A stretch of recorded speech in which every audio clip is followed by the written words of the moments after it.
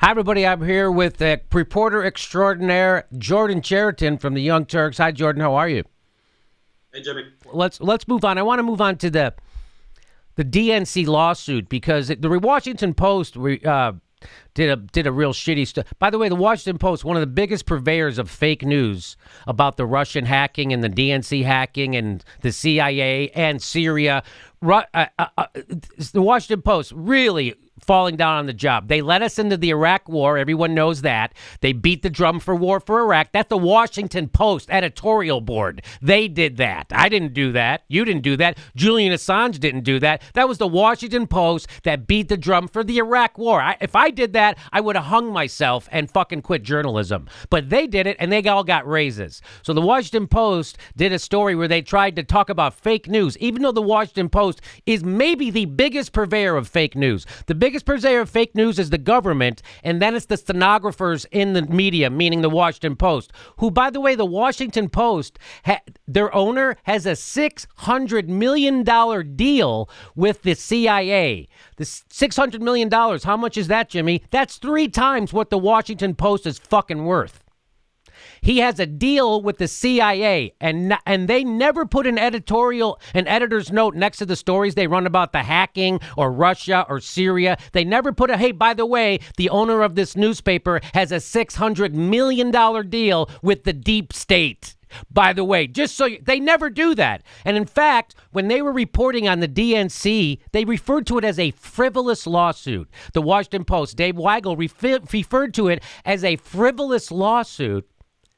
Even though you read every page of that court, the testimony in court, and it seemed to you like the judge was agreeing with the lawyer against the DNC, and also the DNC lawyer admitted that they are under no obligation to run a fair and impartial, even-handed primary. They admitted that.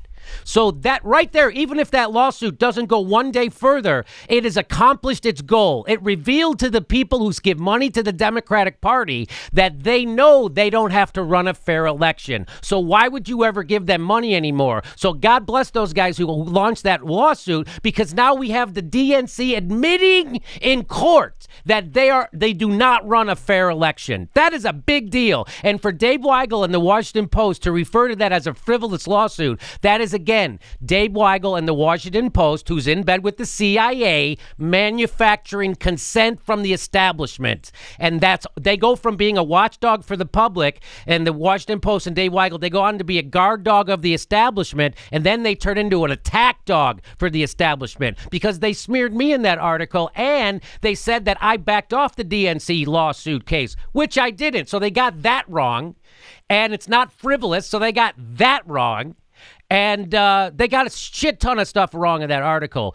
So so what are your feelings about the DNC lawsuit? Now, I don't know. I don't suspect that they will be, quote unquote, successful, meaning win the case, because we live in a fucking oligarchy. Of course, the court system's rigged. Everything's rigged against progressives in this fucking country.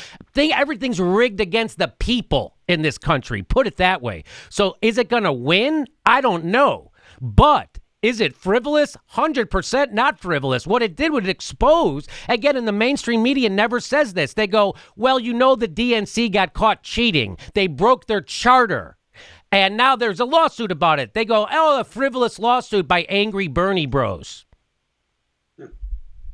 Well, first of all, I think Dave Weigel is the Chris Hayes of digital media, because Dave Weigel used to actually be fairly progressive when he was at Slate. Suddenly you go to the Washington Post, you're in the cocktail crowd circuit, you're probably making a couple $100,000 a year, and all of a sudden, those Bernie bros.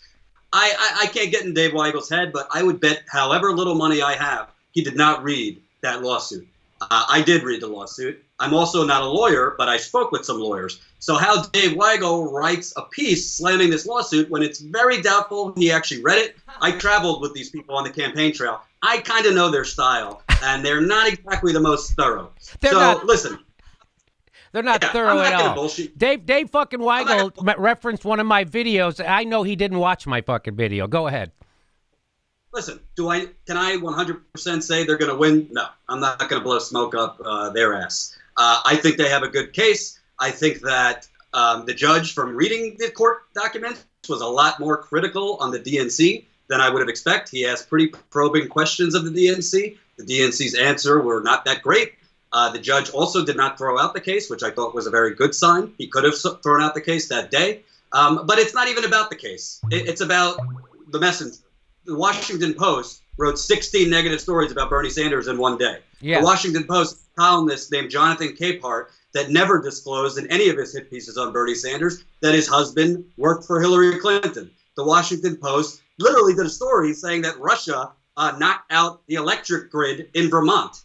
And they never retracted it. It was wrong, but they just put an editor's note and didn't retract it. But So wait a minute, Jordan. Jordan, wait a all the minute. time. 1 second. So the story you're talking about, the Washington Post filed a completely false story that was fed to them by the CIA that said that the Russians, literally, the Russians had attacked the power grid in Vermont. That went in the Washington Post. The editors of the Post, they tweeted it out. New York Times editors, they all tweeted out that story. It was proven to be 100% false, a fake news story that the Washington Post printed. They didn't put that editorial note in it until 2 weeks later, Dave. Jordan. 2 weeks later, they didn't put that in. They left that fake news story on their fucking website, in their paper, for 2 weeks, completely debunked. Complete bullshit. Had nothing to do with Russia hacking our electrical grid. They completely made it up because they print stuff from the CIA without ever doing fact checking. And then they don't tell you that their owner of their paper has a $600 million deal with the CIA. They don't ever. And by the way, that's unethical on its face. When Dave Weigel writes an article that has anything to do with the DNC leak, WikiLeaks, the CIA, the war, the deep state, the intelligence community, and they don't reveal in that story that their owner of their paper has a $600 million deal with the CIA freaking A, that's unethical. That's on its face bad journalism, and that's why I have a show, because guys like Dave Weigel and the Washington Post are so shitty that people come here to get the news.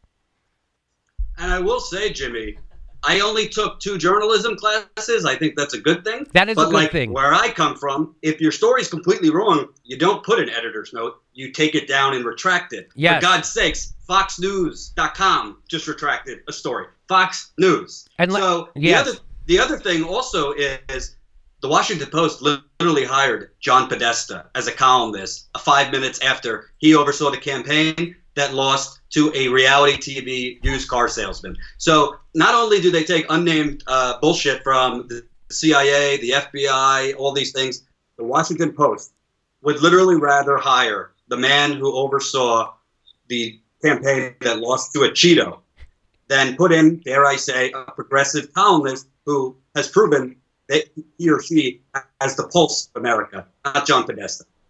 Jordan, you're writing a book. Do you have a title for that book? I do.